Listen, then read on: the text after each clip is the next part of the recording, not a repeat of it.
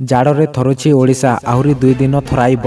ଗତ 3 ଦିନ ହେବ ସାରା ରାଜ୍ୟରେ ହାଡ଼ଭଙ୍ଗା ଶୀତ ଲାଗି ରହିଛି। ଜାଡ଼ରେ ଓଡ଼ିଶା ଥରୁଛି। 21 ସହର ତାପମାତ୍ରା 10 ଡିଗ୍ରୀ ତଳେ ରହିଛି।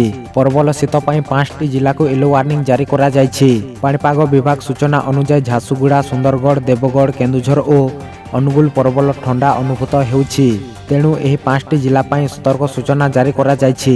ସେହିପରି କନ୍ଧମାଳ ଜିଲ୍ଲାର ଜିଲ୍ଲା ଉଦୟଗିରି ରାତିର ସର୍ବନିମ୍ନ ତାପମାତ୍ରା 5 ଡିଗ୍ରୀ ତଳେ ରହିଥିବା ବେଳେ ଫୁଲବାଣୀରେ 5 ଡିଗ୍ରୀ ତାପମାତ୍ରା ରେକର୍ଡ କରାଯାଇଛି।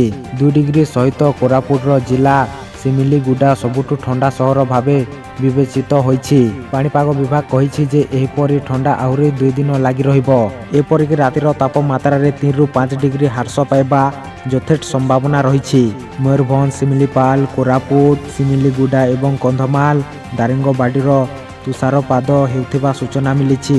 ଗାଡ଼ିଠାରୁ ଆରମ୍ଭ କରି ଘାସ ପର୍ଯ୍ୟନ୍ତ ସବୁଠି ତୁଷାରପାତ ହୋଇଥିବା ଦେଖିବାକୁ ମିଳିଛି। ପ୍ରବଳ ଥଣ୍ଡା ହେବା ସମ୍ଭାବନା ରହିଥିବାରୁ ରାତିରେ ଘରେ ରହିବା ପାଇଁ ପରାମର୍ଶ ଦିଆଯାଇଛି। ସେପରି ଜରୁରୀ ନଥିଲେ ସକାଳୁ ଘରୁ ନ ବାହାରିବା ସହିତ ଶୀତ ବସ୍ତ୍ର ପରିଧାନ ପାଇଁ ପରାମର୍ଶ ଦିଆଯାଇଛି। ଶୀତ ପାଇଁ ଜନଜୀବନ ଏକ କ୍ରମ ଅସ୍ତବ୍ୟସ୍ତ ହୋଇପଡ଼ିଛି। ରାତି 8ଟା ପରେ ଦୋକାନ ବଜାର ବନ୍ଦ ସହ ରାସ୍ତାଘାଟ ଶୂନଶାନ ହୋଇପଡ଼ିଛି।